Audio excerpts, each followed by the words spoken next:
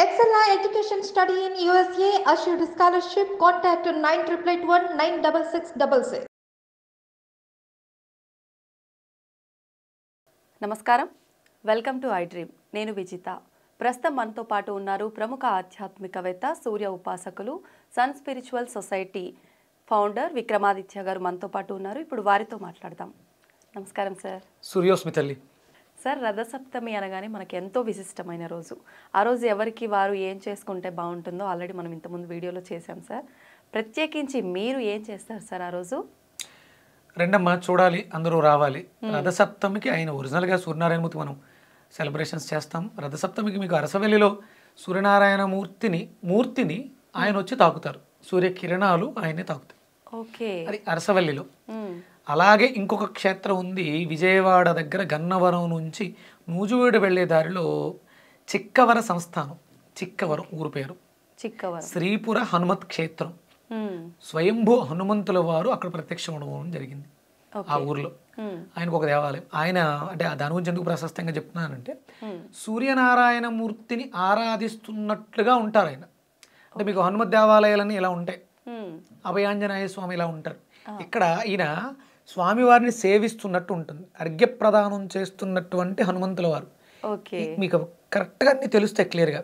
ఆయన శుభ్రంగా స్నానం ఆచరించి సంధ్యావందనం చేస్తున్నటువంటి మూర్తి రూపంలో దర్శనమిస్తారు. ఆయన చాలా ముద్దుగా ఉంటారమ్మా. సుమారు 3.5-4 అడుగులు ఉంటుంది విగ్రహం.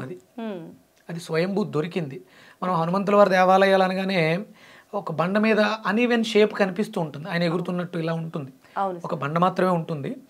కొన్ని ప్రతిష్ఠించిన విగ్రహాలు తయారు చేస్తారు. ఇది స్వయంభూ 200 సంవత్సరాల చరిత్ర ఉంది దానికి, ఆ దేవాలయానికి. తర్వాత మళ్ళీ ఎప్పుడో పొలం దున్నుతుంటే మళ్ళీ బయట పడడం జరిగింది. దాని గురించి అక్కడ శాసనాలు అవి ఉన్నాయి. మళ్ళీ ఆ దేవాలయాన్ని నిర్మించి అక్కడ ప్రతిష్టలు చేశారు. అది తెలుసుకొని ఏం చేశారంటే అక్కడ సూర్యనారాయణమూర్తిని కూడా ప్రతిష్ఠించారు. దేవాలయ నిర్మాణం అంతా అయిపోయింది. ఆయనతో పాటు అక్కడ వల్లభ గణపతిని కూడా ప్రతిష్ఠించడం, దాంతోపాటు ఆయన కొడుకైనటువంటి శనేశ్వర్ల వారికి కూడా అక్కడ రుద్రరూపాన్ని ఇవ్వటం జరిగింది. అక్కడే దత్తాత్రేయుల వారు ఉంటాయి. ఇది ఆ దేవాలయం కూడా ప్రశస్తి. ఇది ఒకటే. ఇది అనుకోకుండా వాళ్ళు కట్టినటువంటి లాటిట్యూడ్ లాంగిట్యూడ్ చూడకుండా కడితే సంవత్సరంలో రథసప్తమి రోజు ఆ కిరణాలు వచ్చి ఆయన్ని తాకుతాయి. వీళ్ళు అనుకుని చూసి కట్టింది కాదు, దేవాలయ నిర్మాణం జరిగింది. అనుకోకుండా స్వామివారు అలా చేసుకున్నారు. ఇక్కడ హనుమంతుల వారు అలా దొరికారు, అక్కడ మూర్తిని అలా పెట్టడం జరిగింది. అంటే మామూలుగా మనం అరసవెల్లి సూర్యనారాయణమూర్తి ఒక విగ్రహం, నిలబడిన విగ్రహం ఉంటుంది, ఆయన చుట్టూ పరివారం ఉంటుంది. ఇక్కడ ఈయన శంఖచక్రాలతో ఆసీనుడై పద్మిని ఛాయతో పాటు ఉంటారు. ఆయన కూర్చుని ఉంటారు, ఆసీనులై ఉంటారు. ఆయన పక్కన మధ్యలో ప్రధానంగా హనుమంతుల వారు, ఆ క్షేత్రపాలకుడు అనుకోవచ్చు. ఆయన సేవకుడు, సూర్యనారాయణమూర్తికి సేవకుడు, శిష్యుడు. ఆయన దగ్గర విద్య నేర్చుకున్నటువంటి ఏకైక శిష్యుడు.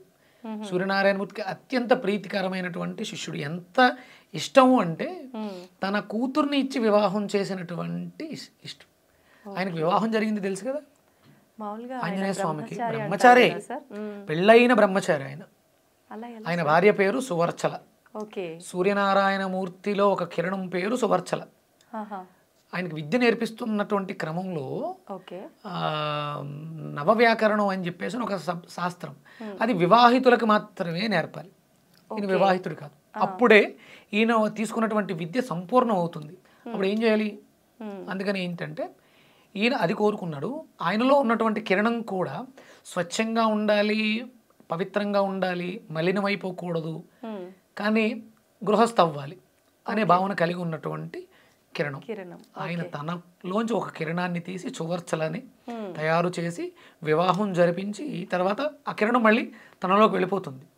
కేవలం ఆయనకి విద్య నేర్పించడం కోసం మాత్రమే ఆయన వివాహం చేసుకున్నాడు. అప్పుడు ఆయనకే అదే కోరిక, బ్రహ్మచర్యం పాటించాలి, పరిశుద్ధంగా ఉండాలి. ఆవిడికి ఆ కిరణానికి ఉన్నటువంటి కోరిక కూడా అదే. అందుకని వాళ్ళిద్దరిని, అంటే హనుమంతుల వారిని సేవించడం ద్వారా ఇప్పుడు ఆయనకు వివాహం జరిగి, చాలా మంది అనుకుంటారు బ్రహ్మచారి చుట్టూ ప్రదక్షిణలు చేస్తే పెళ్ళి ఎందుకు అవుతుంది అని. నిజమే సార్, ఆయన బ్రహ్మచారే, కానీ ఆయన వివాహితుడు. ఆయనకు పెళ్ళయింది సువర్చలతో, సువర్చల సమేత దాసాంజనేయ స్వామి ఆయన. ఇది ఆ దేవాలయానికి ఉన్నటువంటి ప్రాశస్త్యం. అక్కడ నేను సూర్యనారాయణ మూర్తికి కళ్యాణం నిర్వర్తిస్తున్నాను ఆ రోజు. ఓకే. అంటే మనకి సూర్యనారాయణమూర్తి ఆరాధనలో అంటే మీరు నన్ను పరిచయం చేస్తున్నారు, సూర్య ఉపాసకులు సన్ స్పిరిచువల్ సొసైటీ ఫౌండర్. అవును సార్. నాకు ఒక ఎయిమ్ ఏంటంటే స్వచ్ఛమైనటువంటి ఆధ్యాత్మిక ఆదివారాలని భారతదేశానికి ఇవ్వాలి. అంటే ఇంతకుముందు భారతదేశంలో ఉండేది 1940స్కి బిఫోర్, అంటే ఈస్ట్ ఇండియా కంపెనీ రావడానికి అది వచ్చిన తర్వాత మన మీద జరిగినటువంటి ఈ పెత్తందారీతనం నుంచి విముక్తి కోసం ప్రయత్నం చేసే సమయంలో భారతీయుల్లో ఇంత శక్తి ఎందుకు ఉంది, వీళ్ళు ఏం చేస్తున్నారు అని వాళ్ళు 4-5 సంవత్సరాలు రీసెర్చ్ చేస్తే వాళ్ళకి అర్థమైంది, వీళ్ళు కాంతి ప్రియులు, సూర్యనారాయణమూర్తి ఆరాధకులు, వీళ్ళ ఆత్మలు చాలా బలంగా ఉంటాయి. భౌతిక దేహాలు బలంగా ఉన్నా లేకపోయినా ఆత్మలు చాలా స్వచ్ఛంగా బలంగా ఉంటాయి. ఎందుకంటే వీళ్ళు ఆదివార నియమాలని విశేషంగా పాటిస్తూ ఉంటారు. ఎంత విశేషం అంటే ఆదివారం నూనె తగలదు, సంసారం చేయరు, మాంసాన్ని తినరు, సూర్యోదయం అయితే ఆయనకి నమస్కరిస్తారు. ఒకవేళ సూర్యోదయం అవ్వకపోతే, సూర్యుడు కనిపించకపోతే ఆ రోజు ఉపవాసం ఉంటారు. కాంతితో మమేకమై భారతి అంటేనే కాంతి, కాంతితో నడిచేవాళ్ళు భారతీయులు. కాంతి మీద మక్కువ కలిగిన వాళ్ళు, కాంతితోనే జీవనం సాగించేవాళ్ళు. అప్పుడు వీళ్ళలో ఉన్నటువంటి కాంతిని తగ్గించేస్తే మనం వీళ్ళ మీద ఆధిపత్యాన్ని చెలాయించవచ్చు, ఇక్కడ ఉన్నటువంటి సంపదని ఎత్తుకెళ్ళిపోవచ్చు. దాన్ని పొల్యూట్ చేశారు, సండేస్ని పొల్యూట్ చేశారు. ఆదివారము మొదటి రోజు ఇది పొల్యూట్ చేసేస్తే మిగతా రోజులన్నీ ఆటోమేటిక్గా పొల్యూట్ అయిపోయినాయి. అందుకని మళ్ళీ మనం తిరిగి ఆ వైభవాన్ని తీసుకురావాలి అంటే భారతదేశం మళ్ళీ సస్యశ్యామలం అవ్వాలి, సంపన్న దేశం అవ్వాలి అంటే అవుతుంది. ఆల్రెడీ ఉన్నాం. ఎంత దోసుకెళ్ళినా మనం సంపన్నులమే. వాళ్ళ వాళ్ళ ఆలోచన అంతా, అన్ని దేశాల ఆలోచన భారతదేశం మీదే ఉంటుంది. ఎందుకంటే మనకే 365 రోజులు సూర్యోదయాలు చూస్తాం, వాళ్ళకి అవి ఉండవు. అందుకని ఏంటంటే మళ్ళీ ఆ రోజులు రావాలంటే ఆదివార నియమాలని పాటించాలి. అంటే మాంసం తినడం తప్ప రైట, అది ఎవరి విజ్ఞతకి వాళ్ళకు వదిలేయాలి. మనకి ఇక్కడ ఆశ్రమ ధర్మాలు ఉంటాయి, ఒక్కొక్క ఆశ్రమ ధర్మాన్ని ప్రకారం వాళ్ళు నడుచుకుంటూ ఉంటారు. కానీ ఏ ఆశ్రమ ధర్మంలో ఉన్న వాళ్ళైనా సరే ఆదివారం ఇవి చేయకూడదు. నూనెను వాడకూడదు, మాంసాన్ని మద్యాన్ని తీసుకోకూడదు, భార్యతో సంగమించకూడదు, సంసారం చేయకూడదు. ఇది శాస్త్రం చెప్పింది.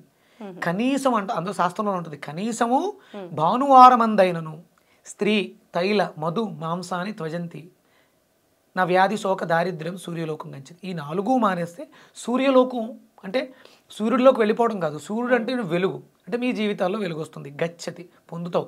సూర్యుడు అంటే పేరు, సూర్యుడు అంటే డబ్బు, సూర్యుడు అంటే ఆరోగ్యం, సూర్యుడు అంటేనే సర్వస్వం. ప్రకృతి అంతా కూడా వికసిస్తుంది, ఆయన వికసననిస్తారు. ఇది మళ్ళీ తీసుకురావడం కోసం సన్ స్పిరిచువల్ సొసైటీ పెట్టడం జరిగింది. దానికోసమే పాటుపడుతూ ఊరూరా సూర్య కళ్యాణం, ఇంటింట ఆదిత్య హృదయ పారాయణం. ఇప్పుడు అందుకని నేను ఆ చిక్కవర గ్రామంలో రథసప్తమిని పురస్కరించుకుని సూర్యనారాయణమూర్తికి కళ్యాణం చేస్తున్నాను. మీరందరూ ఆహ్వానితులే, పేరు పేరున బొట్టు పెట్టి మరీ పిలుస్తున్నాను, మీరు కూడా రండి. Thank you sir, thank you so much. తప్పకుండా సార్. మన ఐ డ్రీమ్ మీరు అంటారు ప్రేక్షకులని వీక్షకులని కాదు, వీళ్ళందరూ నా కుటుంబ సభ్యులు, మనం అందరం సూర్య కుటుంబ సభ్యులు. అందరూ సిస్టర్లు, చెల్లెలు, తల్లులు, తండ్రులు, అన్నలు, తమ్ముళ్ళు, కుటుంబ సభ్యులందరినీ కూడా ఆహ్వానిస్తున్నాను. చిక్కవరం గ్రామం, కన్నవరం నుంచి నూజివీడు వెళ్ళే దారిలో చిక్కవరం అనే గ్రామంలో సూర్యనారాయణమూర్తికి కళ్యాణం నిర్వర్తిస్తున్నాం. ఓకే, తప్పకుండా సార్. ప్రతి ఒక్కరు కూడా ఈ కార్యక్రమంలో పాల్గొనాలని ఆశిద్దాం sir. Thank you very much. Suryasmriti.